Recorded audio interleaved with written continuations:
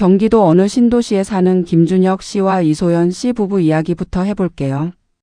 두 사람이 처음 SNS를 시작한 건 결혼 3주년 기념일이었습니다. 소연 씨가 그날 찍은 사진 한 장을 올렸는데 뜻밖의 반응이 꽤 좋았어요. 우와, 남편분이 너무 다정하시네요. 이 레스토랑 어디예요? 두 분 진짜 잘 어울리세요. 이런 댓글들이 달리기 시작하자 소연 씨는 묘한 기분을 느꼈습니다. 뭔가 인정받는 느낌이랄까요? 오랫동안 느끼지 못했던 감정이었어요. 사실 그때 두 사람의 결혼 생활은 그리 순탄하지 않았습니다. 준혁 씨는 회사 일이 바빠 주말에도 집에 잘 들어오지 않았고 소연 씨는 아이를 혼자 키우다시피 하면서 외로움을 많이 느끼고 있었죠. 대화라고 해봤자 밥은 먹었어? 애는 어때? 수준이었고 두 사람이 마주 앉아 오붓하게 이야기를 나눈 게 언제였는지도 기억이 나지 않았습니다. 그런데 그 사진 한 장 때문에 변화가 생겼습니다. 소연 씨가 여보, 우리 사진 좀 더 찍어볼까?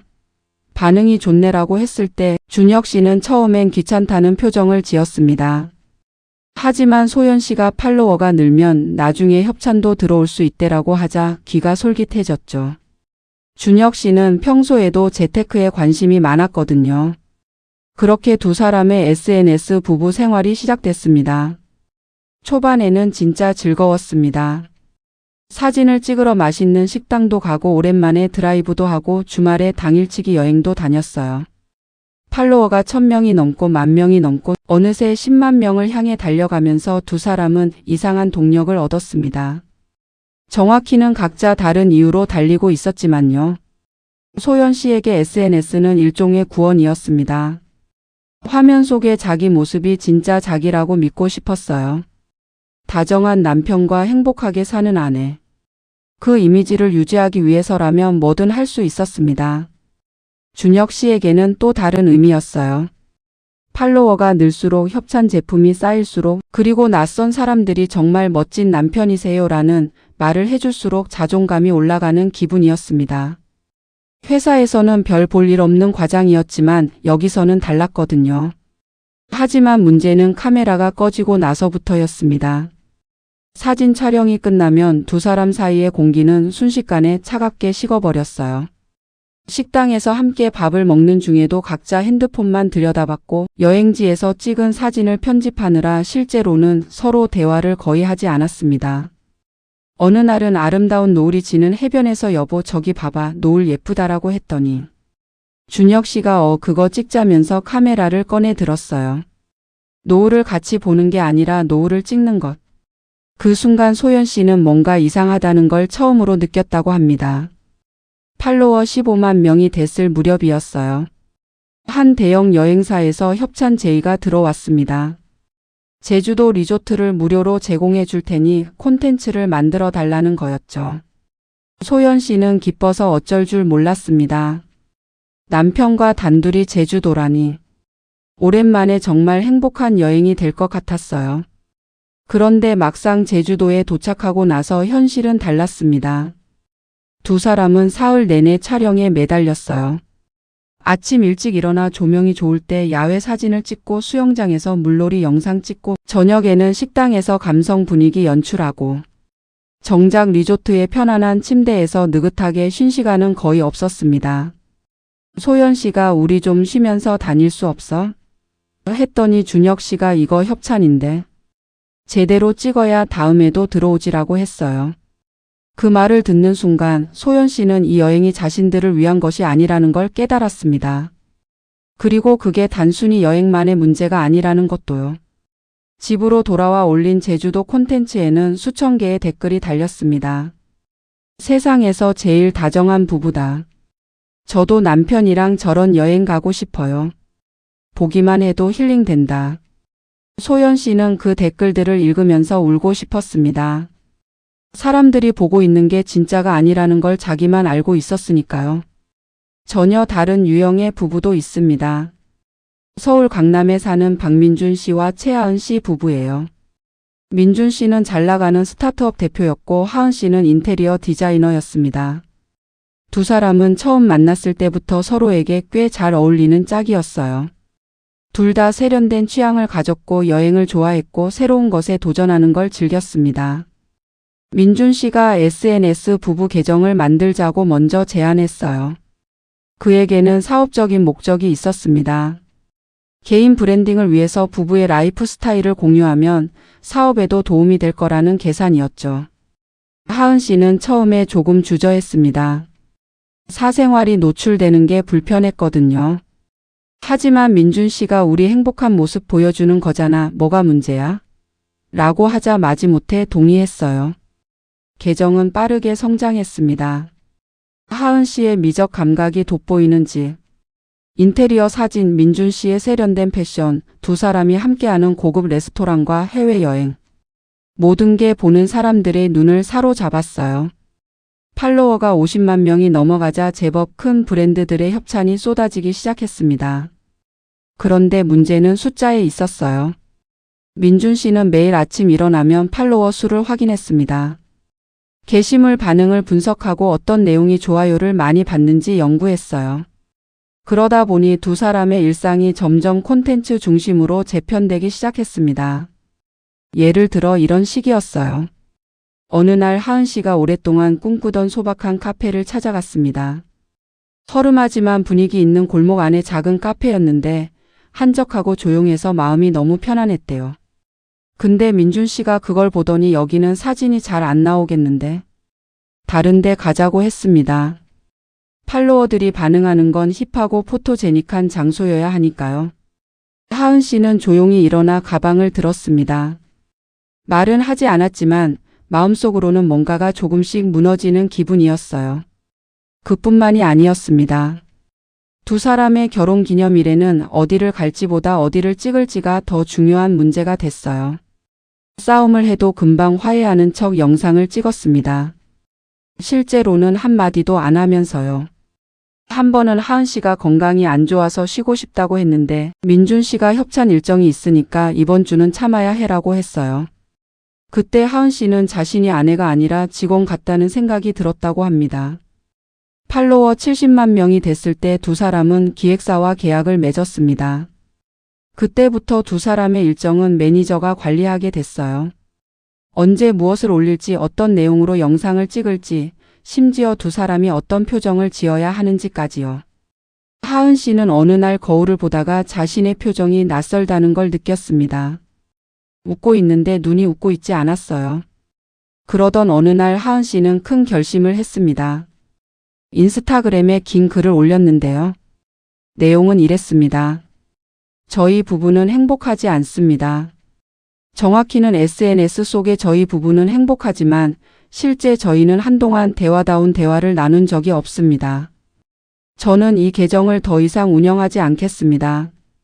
그리고 저와 남편은 상담을 받기로 했습니다. 오랫동안 속인 것 같아 죄송합니다. 그 게시물은 순식간에 수십만 번 공유됐습니다. 댓글에는 두 종류의 반응이 있었어요. 하나는 배신감이 든다, 우리를 속였다는 반응이었고 다른 하나는 솔직하게 말해줘서 고맙다, 오히려 이 게시물이 진짜처럼 느껴진다는 반응이었습니다. 아이러니하게도 하은 씨가 가장 솔직했던 그 순간에 팔로워가 오히려 더 늘었습니다. 이번에는 좀 더 무거운 이야기를 해볼게요. 충청도의 한 작은 도시에 사는 정우재 씨와 김나영 씨 부부입니다. 두 사람은 평범한 직장인이었는데 우재 씨가 유튜브 영상 몇 개가 우연히 알고리즘을 타면서 구독자가 급격히 늘었어요. 콘텐츠는 단순했습니다. 두 사람이 함께 요리하고 밥 먹는 영상이었는데 왠지 모르게 보고 있으면 마음이 포근해지는 그런 느낌이었어요. 나영 씨는 카메라 앞에서 항상 밝고 긍정적인 모습을 보였습니다.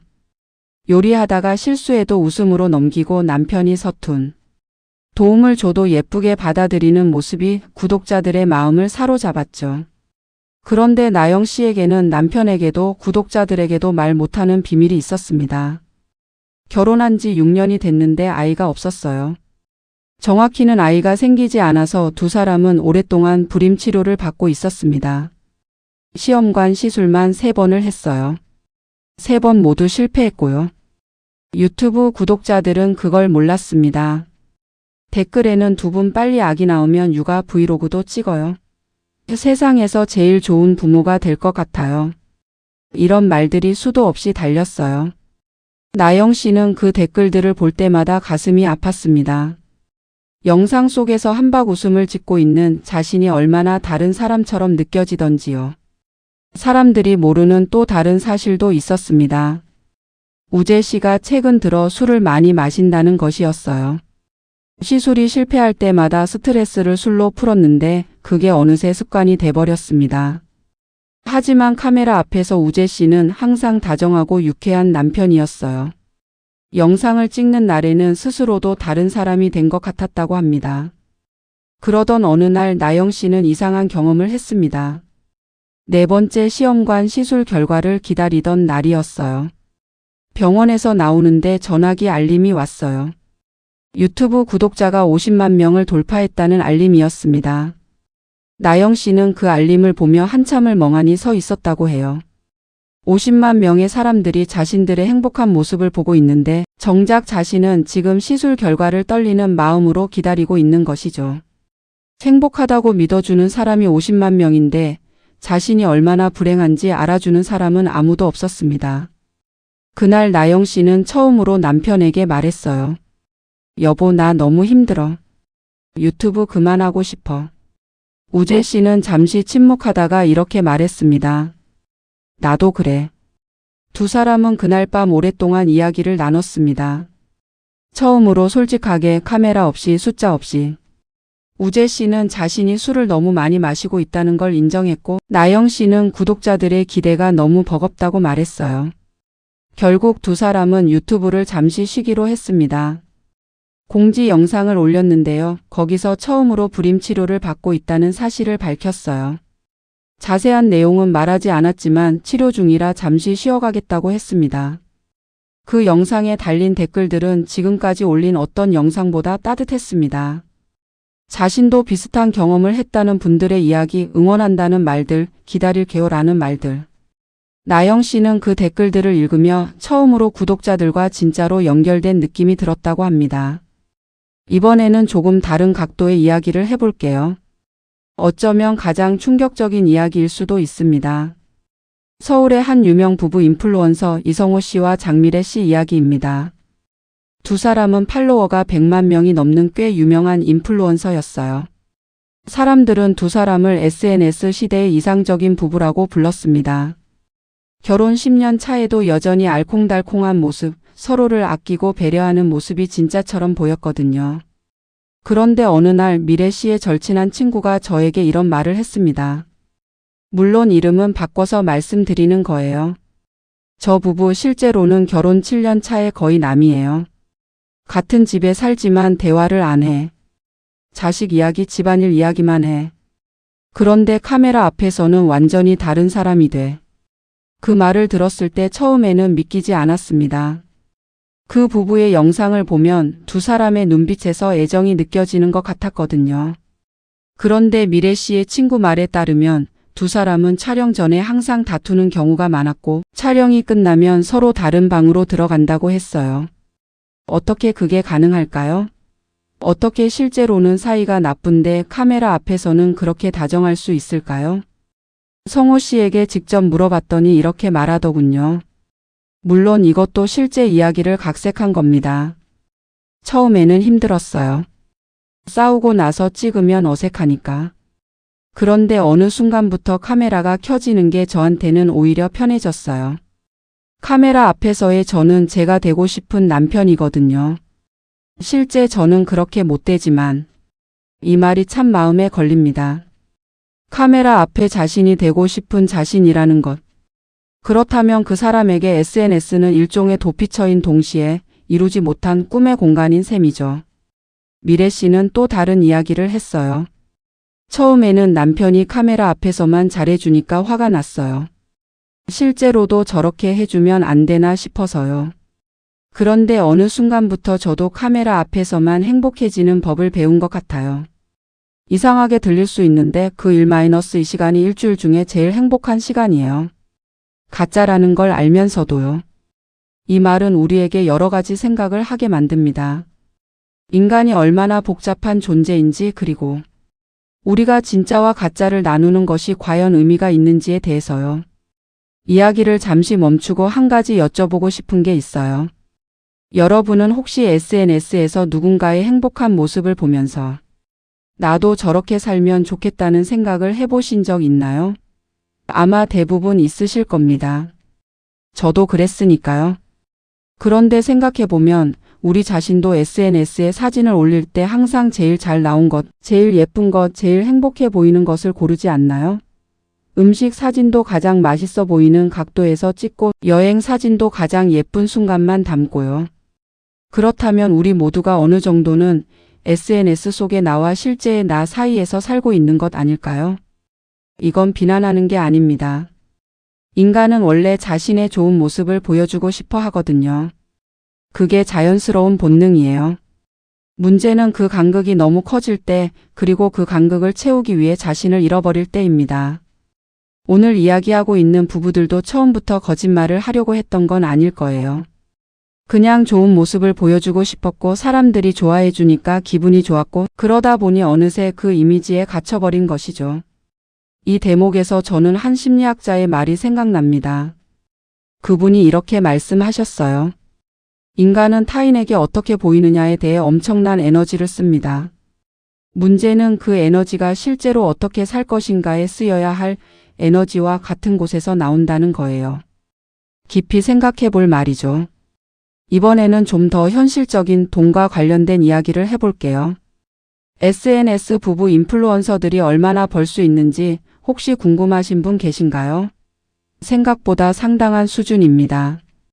팔로워 10만 명 정도 되면 게시물 하나당 몇 백만 원의 협찬비를 받을 수 있고 50만 명 이상이 되면 월 수입이 직장인 연봉을 훌쩍 넘기는 경우도 많아요.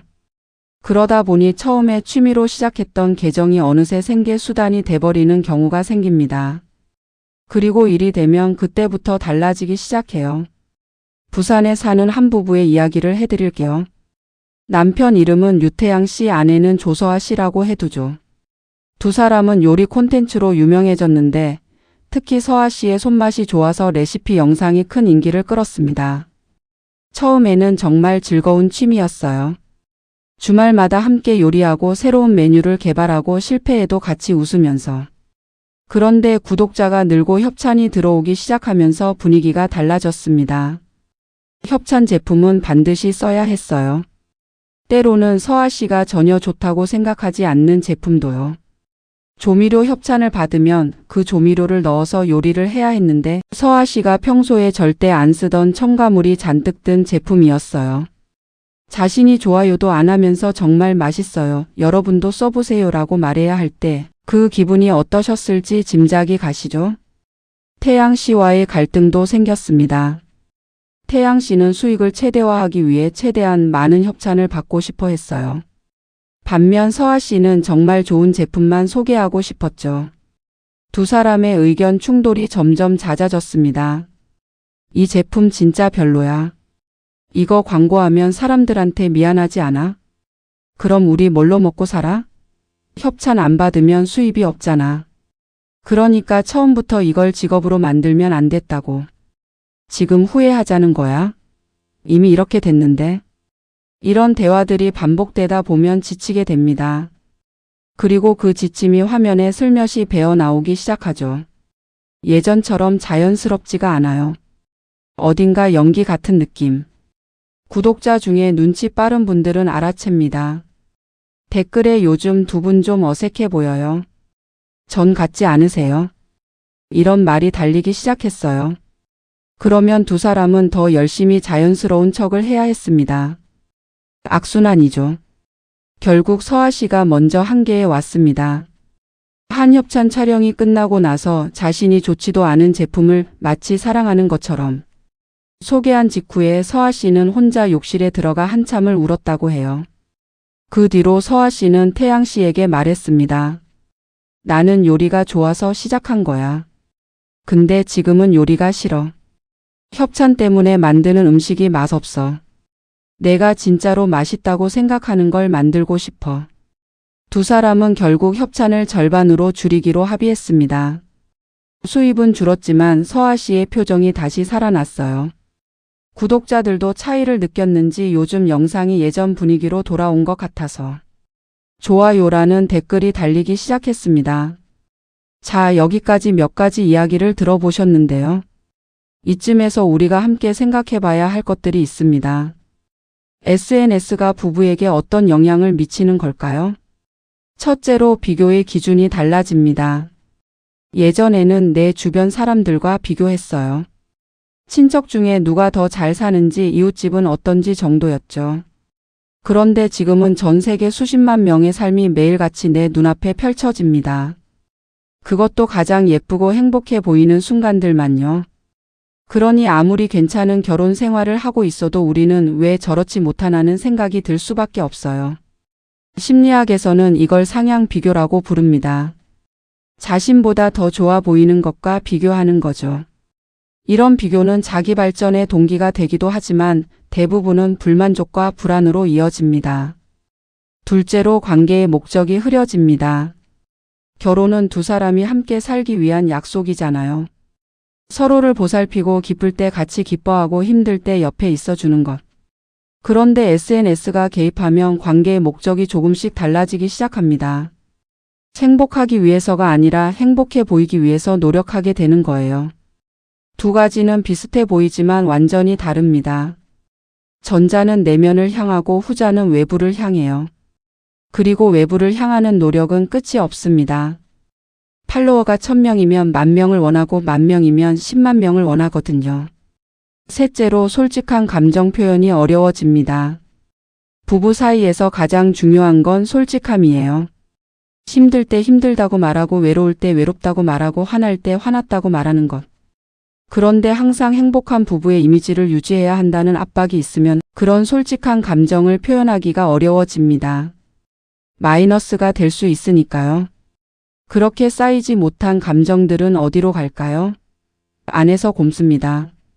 그리고 언젠가는 터져 나오게 되죠. 아주 작은 일에도 폭발하거나 반대로 무기력하게 포기해버리거나. 넷째로 실제 시간이 줄어듭니다. 콘텐츠를 만드는 데는 생각보다 훨씬 많은 시간이 들어요. 기획하고 찍고 편집하고 올리고 댓글 관리하고. 이 모든 과정이 실제 두 사람이 함께하는 시간을 잠식합니다. 같은 공간에 있어도 각자 핸드폰을 들여다보는 시간이 많아지고 대화는 줄어들고 결국 두 사람 사이에 진짜 공간이 비어가기 시작합니다. 이건 실제로 꽤 화제가 됐던 일이에요. 물론 구체적인 내용은 각색해서 말씀드릴게요. 꽤 유명한 부부 인플루언서 두 사람이 이혼을 발표했습니다. 그것도 인스타그램을 통해서요. 그날 올린 게시물에는 두 사람이 서로 등을 지고 앉아 있는 사진이 있었고 그 아래 글이 있었습니다. 저희 두 사람은 오랜 대화 끝에 각자의 길을 가기로 결정했습니다. 많은 분들께서 응원해 주시고 사랑해 주신 덕분에 행복한 시간을 보낼 수 있었습니다. 이 계정은 잠시 후 비공개로 전환됩니다. 댓글에는 엄청난 반응이 쏟아졌어요. 충격을 받은 사람들, 응원하는 사람들, 그리고 역시 SNS 속 행복은 가짜였구나라고 말하는 사람들까지. 그런데 제가 주목한 건 따로 있었습니다. 그 게시물 아래에 달린 아주 솔직한 댓글 하나였어요. 처음에는 충격받았는데 생각해보니 SNS에서 너무 완벽해 보이는 부부를 보면서 저는 오히려 제 결혼 생활이 부족하다는 생각을 많이 했어요. 그 부부가 실제로는 행복하지 않았다니. 어떻게 받아들여야 할지 모르겠어요. 이 댓글이 많은 것을 말해주는 것 같아요. 화면 속의 행복한 부부를 보면서 자신의 결혼 생활을 비교하고 불만족스러워하고 그 부부를 따라하려고 노력했던 사람들. 그런데 그 기준이 됐던 부부가 사실은 행복하지 않았다는 걸 알게 됐을 때의 허탈함. 이건 단순히 그 부부의 이야기가 아닙니다. 우리 모두의 이야기예요. 인천에 사는 오세진 씨와 한지은 씨 부부 이야기를 해볼게요. 두 사람은 결혼한 지 15년 된 중년 부부인데요. 자녀가 2명 있어요. 세진 씨는 건설 현장에서 일하고 지은 씨는 어린이집 교사입니다. 전혀 화려하지 않은 평범한 삶을 사는 분들이에요. 이 부부가 SNS를 시작한 건 딸의 권유 때문이었습니다. 딸이 엄마 아빠 너무 재미없어. 요즘은 이런 거 하는 게 트렌드야 라고 해서 반반 마지못해 시작했죠. 처음에는 팔로워가 별로 늘지 않았어요. 특별히 예쁘지도 않고 여행도 많이 다니지 않고 그냥 일상을 담은 영상들이었으니까요. 하지만 몇 달이 지나면서 이상한 일이 생기기 시작했습니다. 지은 씨가 어린이집에서 있었던 일을 이야기하고 세진 씨가 현장에서 있었던 일을 이야기하는 짧은 영상들이 조금씩 반응을 얻기 시작한 거예요. 특별한 이유는 없었습니다. 그냥 진짜 같아서였어요. 가식이 없고 꾸밈이 없고 실제로 두 사람이 티격태격하다가 또 웃고 하는 모습이 보는 사람들에게 위안이 됐던 것 같습니다. 지은 씨에게 물어봤더니 이렇게 말했어요. 저희는 특별한 게 없어요. 맛있는데 자주 가지도 못하고 여행은 1년에 한 번이나 갈까 말까 해요. 남편이 현장 일을 하니까 몸이 힘들어서 주말에 쉬어야 하고요. 그냥 그렇게 사는 거예요. 근데 사람들이 그게 더 현실적이라고 좋아해 주시더라고요. 세진 씨도 한마디 했습니다. 솔직히 저는 카메라 앞에 서는 게 지금도 어색해요. 그냥 와이프가 찍으니까 멀뚱히 서 있는 거예요. 근데 그 멀뚱한 모습을 사람들이 좋아한다니. 뭐가 뭔지 잘 모르겠어요. 이 부부의 팔로워는 지금 5만 명 정도입니다. 다른 유명 인플루언서들에 비하면 많지 않죠. 협찬도 가끔 들어오지만 대단하지는 않아요. 그래도 이 부부는 SNS를 즐겁게 하고 있습니다. 왜냐하면 카메라 앞에 자신들과 카메라 뒤에 자신들이 거의 같기 때문이에요. 이 부부에게 물었습니다. SNS를 하면서 부부 사이가 달라진 것이 있냐고요. 지은 씨가 잠깐 생각하더니 말했어요. 달라진 게 있다면 남편 이야기를 더 잘 듣게 된 것 같아요. 영상을 찍으면서 남편이 현장에서 어떤 고민을 하는지, 어떤 생각을 하는지 처음으로 제대로 들은 것 같거든요. 15년을 살았는데 몰랐던 거예요. 그게 좀 신기하기도 하고 부끄럽기도 하고. 세진 씨는 이렇게 말했습니다. 와이프가 어린이집에서 얼마나 에너지를 쓰는지 몰랐어요. 영상 찍으면서 보니까 애들 데리고 하루 종일 저렇게 하는구나 싶었죠. 예전에는 퇴근하고 피곤하다고 누워있기만 했는데 요즘은 와이프 오면 밥 차려 놓으려고 하거든요. 그게 다예요. 별거 아닌 것 같지만 사실 이게 전부입니다. 서로를 더 잘 이해하고 작은 것을 해주려는 마음. 이것이 결혼의 본질이고 SNS 속 화려한 부부들이 잃어버린 것이기도 합니다. 이쯤에서 우리가 SNS 부부에 대해 가진 몇 가지 오해들을 짚어볼까요? 첫 번째 오해는 SNS에서 행복해 보이는 부부는 거짓말쟁이라는 생각입니다. 꼭 그렇지는 않아요. 진짜로 행복하면서 그걸 나누는 부부도 있어요. 모든 인플루언서 부부가 실제로는 불행하다고 일반화하는 건 또 다른 편견이에요. 다만 우리가 눈여겨봐야 할 건 화면 속의 모습이 전부가 아닐 수 있다는 거예요. 그 정도의 건강한 의심을 갖는 것이 중요합니다. 두 번째 오해는 행복한 부부는 싸우지 않는다는 생각입니다. SNS에서는 물론 싸우는 장면을 올리지 않죠. 그러다 보니 저 부부는 절대 싸우지 않는다고 생각하게 돼요. 하지만 싸우지 않는 부부는 없습니다. 다만 싸우고 나서 어떻게 화해하는지, 서로를 어떻게 이해하는지가 다른 거죠. 갈등이 없는 관계가 좋은 관계가 아니에요. 갈등을 건강하게 해결할 수 있는 관계가 좋은 관계입니다. 세 번째 오해는 우리 부부가 저렇지 못한 건 뭔가 잘못됐기 때문이라는 생각입니다. 이게 가장 위험한 오해예요. SNS 속 화려한 부부들을 보면서 우리 부부는 왜 이럴까? 내 남편은 왜 저렇게 못해줄까? 내 아내는 왜 저렇게 예쁘지 않을까? 이런 생각을 하게 되죠. 하지만 비교의 기준이 되는 것이 실제가 아닐 수 있다는 걸 기억하셔야 해요. 가장 예쁜 사진, 가장 다정한 순간, 가장 행복해 보이는 장면만 골라서 보여주는 것이 SNS니까요. 네 번째 오해는 SNS를 하면 부부 사이가 나빠진다는 생각입니다. 이것도 틀렸어요. SNS 자체가 문제가 아니라 SNS를 어떻게 사용하느냐가 문제예요. 앞에서 말씀드린 오세진 씨와 한지은 씨처럼 SNS를 통해 오히려 서로를 더 잘 알게 되는 경우도 있습니다. 도구는 중립적이에요. 어떻게 쓰느냐에 따라 약이 되기도 하고 독이 되기도 하죠. 이제 제가 직접 들은 이야기를 하나 해드릴게요. 몇 달 전에 한 여성분이 저에게 연락을 해왔습니다. 자신의 이야기를 알려주고 싶다면서요. 그분의 이름은 밝히지 않을게요. 그냥 선영 씨라고 부르겠습니다. 선영 씨는 SNS에서 꽤 유명한 부부 계정의 운영자였어요. 남편과 함께 여행 콘텐츠를 주로 올렸고 팔로워가 20만 명 정도 됐습니다. 선영 씨가 저에게 처음 한 말은 이거였어요. 저는 남편의 외도를 SNS에서 먼저 눈치챘어요. 어떻게 된 일인지 천천히 들어봤습니다. 남편이 SNS 댓글을 유독 열심히 달던 계정이 있었어요. 항상 오늘도 예쁘네요. 여기 어디예요? 이런 말을 달았는데 어느 날 선영 씨가 우연히 그 계정을 클릭해 봤습니다. 젊은 여성의 계정이었는데 팔로워도 많지 않은 일반인이었어요. 처음에는 그냥 넘겼습니다. 남편이 SNS에서 다른 사람 계정에 댓글 다는 게 이상한 건 아니니까요. 그런데 한 달쯤 지나고 나서 다시 보니까 남편이 그 계정에 거의 매일 댓글을 달고 있었어요. 선영 씨는 남편의 핸드폰을 열어봤습니다. 그 여성과의 DM이 있었어요. 수백 개의 메시지가요.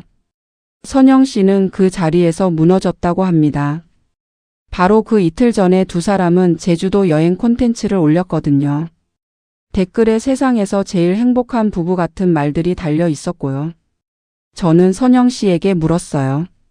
그때 제일 힘들었던 게 뭐냐고. 선영 씨가 잠시 침묵하다가 말했습니다. 그 댓글들이요. 세상에서 제일 행복한 부부라는 그 말들이 거짓말인 걸 알면서 그 댓글들을 볼 때마다 더 아팠어요. 내가 뭘 하고 있나 싶어서요. 선영 씨는 결국 이혼을 선택했습니다. 그리고 계정을 닫았어요.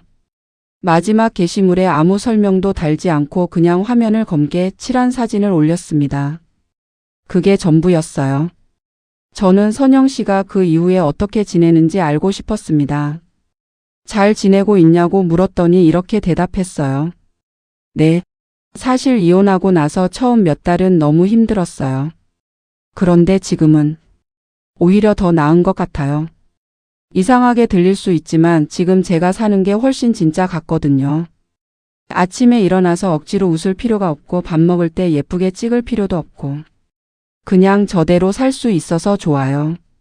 선영 씨의 이 말이 오래 마음에 남았습니다. 억지로 웃을 필요가 없는 삶. 그게 행복의 기본 조건 중 하나 아닐까요? 이번에는 좀 다른 세대 이야기를 해볼게요. 60대 부부 이야기입니다. 서울에 사는 이명수 씨와 정경애 씨. 자녀들이 다 독립하고 둘만 남았는데 막내가 부모님께 스마트폰 사용법을 가르쳐 주면서 SNS도 시작해보라고 권유했어요. 경애 씨가 처음에 올린 건 텃밭 사진이었습니다. 마당에 상추와 고추를 키우는 소박한 사진이었는데 자녀들이 잘 됐다 맛있겠다 반응을 해줬어요. 거기서 재미를 느끼고 조금씩 더 올리기 시작했습니다. 처음에는 텃밭 음식 사진이 전부였어요. 그런데 경애 씨가 남편과 함께 동네 산책하는 사진을 올렸을 때 뜻밖의 모르는 사람들이 댓글을 달기 시작했습니다. 너무 정겹네요. 이런 부부 보면 나중에 우리도 저렇게 되고 싶다는 생각이 들어요. 경애 씨는 그때의 기분을 이렇게 말했어요.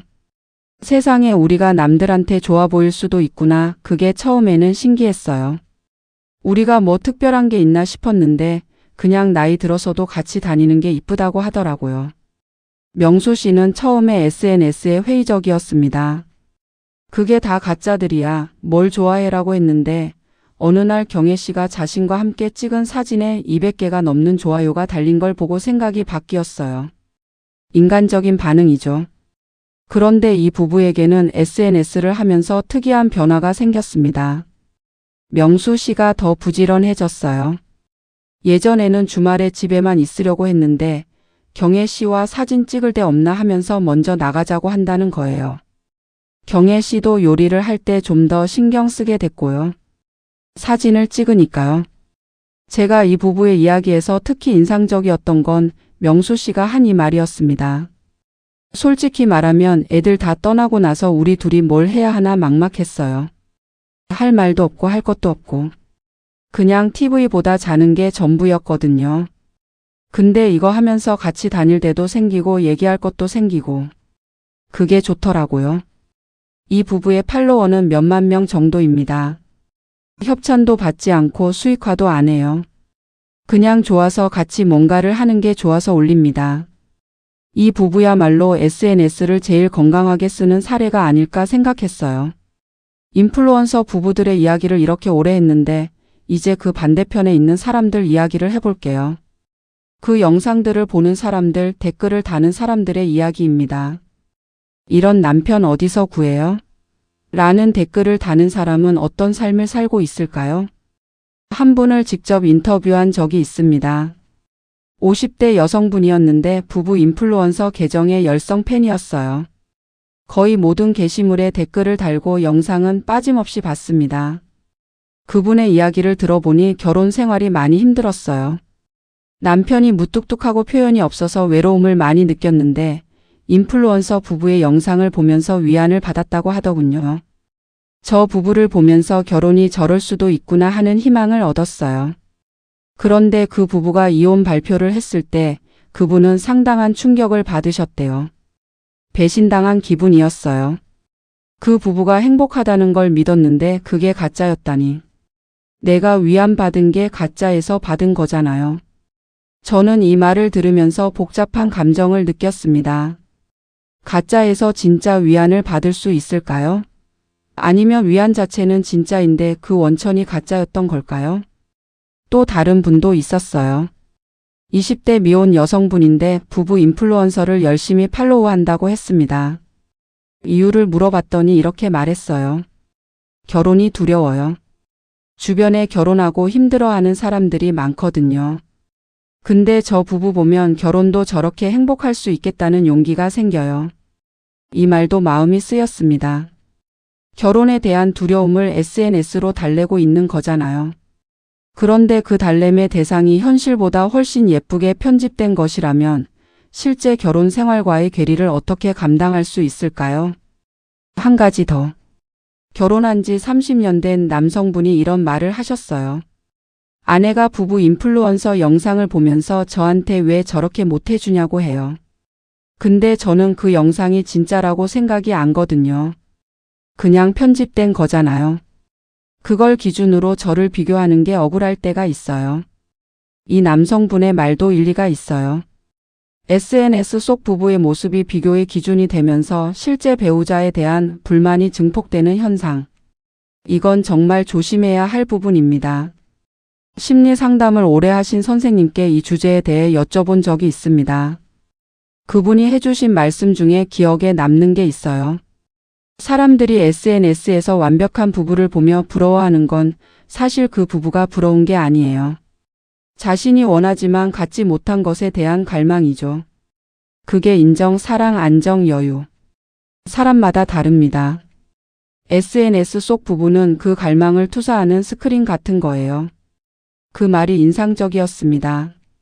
우리가 SNS 속 행복한 부부를 보며 부러워하는 건 그 부부를 원하는 게 아니라 우리 자신이 충족하고 싶은 무언가를 원하는 거라는 것. 그렇다면 답은 SNS를 끄는 데 있는 게 아닐 수 있어요.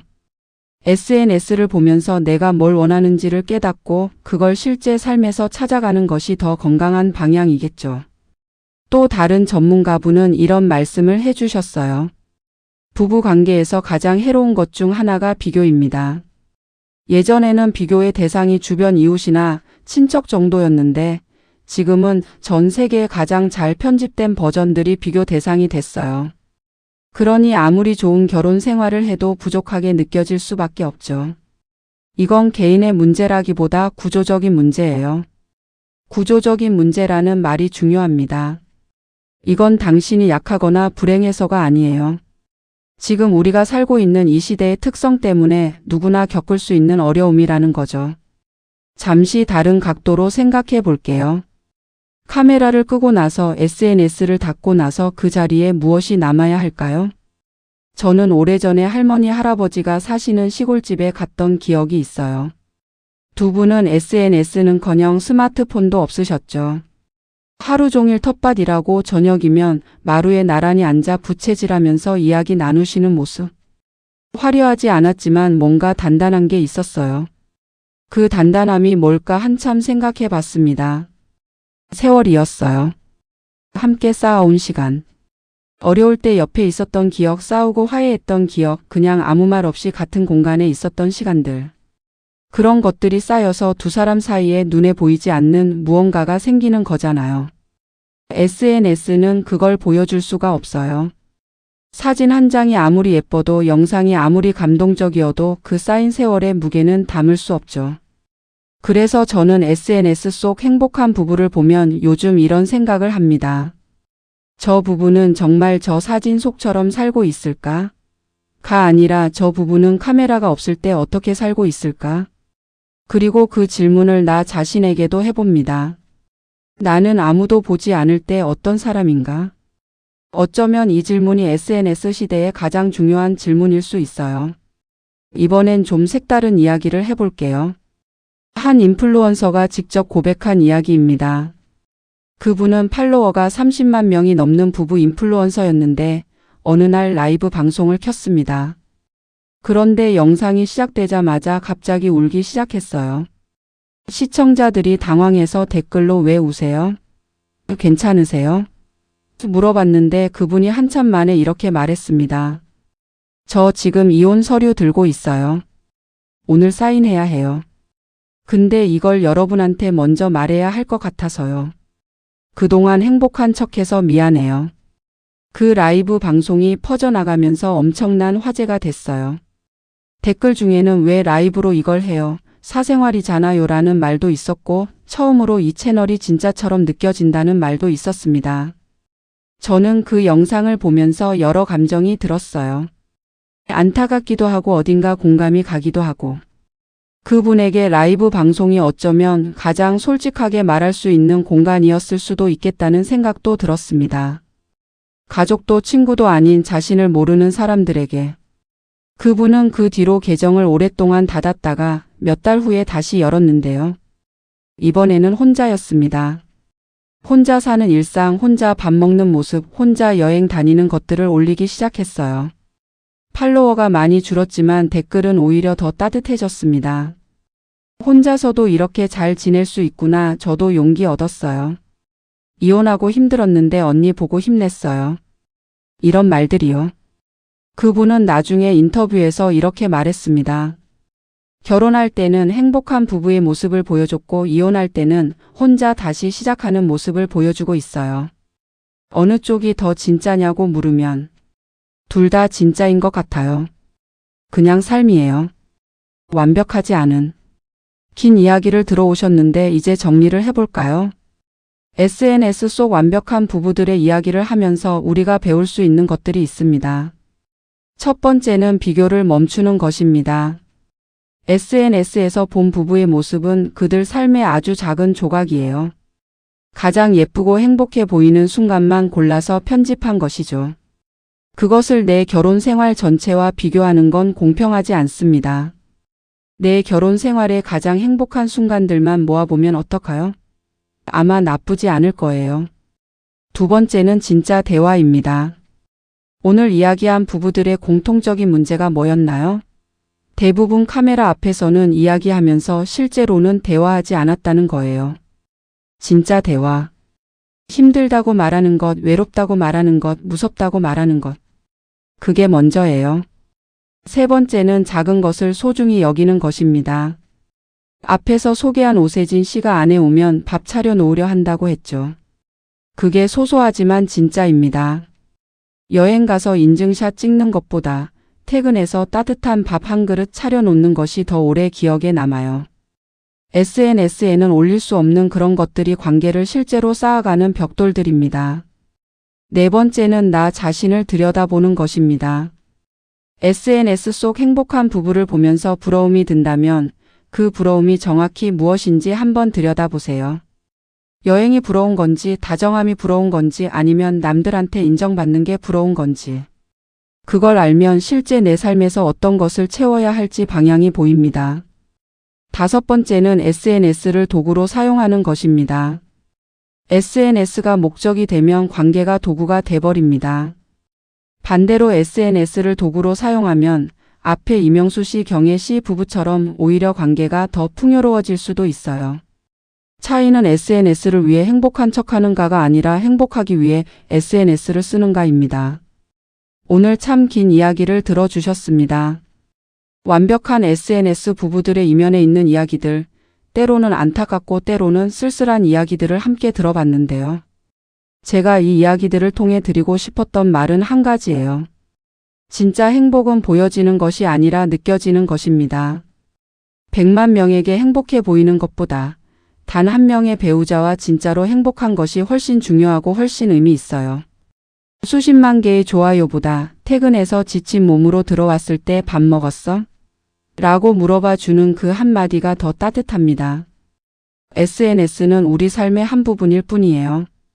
그게 삶 전체가 되어서는 안 됩니다.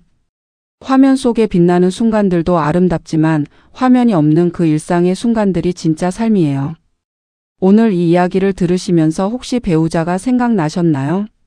아니면 오래된 친구가, 가족이 생각나셨나요? 그렇다면 오늘 핸드폰을 잠깐 내려놓고 그 사람에게 연락 한번 해보시는 건 어떨까요? SNS 메시지가 아니라 전화나 직접 만나서요.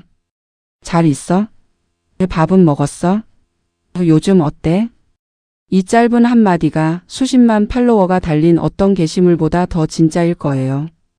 그리고 당신의 결혼 생활, 당신의 관계, 당신의 일상이 SNS에서 얼마나 빛나 보이느냐와 상관없이 지금 이 순간 당신 곁에 있는 사람을 소중히 여기시길 바랍니다. 오늘 이 이야기가 여러분의 마음에 조금이라도 따뜻한 것을 남겨드렸으면 좋겠습니다. 긴 시간 함께해 주셔서 정말 고맙습니다. 마지막으로 딱 한 가지 이야기만 더 하고 마치게요. 제가 오늘 소개한 부부들 중에 잊히지 않는 분들이 있어요. 경기도에 사는 김준혁 씨와 이소연 씨 기억하시나요? SNS를 하면서 사이가 멀어진 것 같았던 부부요. 나중에 소연 씨한테 연락이 왔어요. 요즘 어떻게 지내냐고 물었더니 이렇게 답했습니다. 저희 SNS 팔로워가 많이 줄었어요. 협찬도 덜 들어오고요. 근데 요즘 남편이랑 예전보다 더 많이 이야기하는 것 같아요. 이상하지 않아요? SNS를 덜 하니까 서로 더 많이 보게 됐어요. 이소연 씨가 마지막에 이런 말을 덧붙였습니다. 지난 주말에 남편이 그냥 드라이브 가자고 했어요. 사진 찍으러 가는 게 아니라 그냥 드라이브요. 오랜만에 그냥 같이 앉아서 음악 듣고 아무 말도 안 하고 달렸는데 그게 제일 좋았어요. 사진 한 장 안 찍었는데요. 사진 한 장 안 찍었는데 그게 제일 좋았다는 말. 저는 이 말이 오늘 이 오디오북 전체에서 제일 중요한 문장이라고 생각합니다. 사랑은 사진 속에 있지 않아요. 팔로워 숫자 속에 있지도 않아요. 사진 한 장 안 찍어도 아무도 보지 않아도 그냥 옆에 있는 것. 그게 사랑이에요. 오늘 긴 이야기 들어주셔서 진심으로 감사합니다. 여러분 모두의 일상에 그런 순간들이 가득하시길 바랍니다. 사진을 찍지 않아도 기억에 남는, 아무도 보지 않아도 따뜻한 그런 순간들이요. 안녕히 계세요.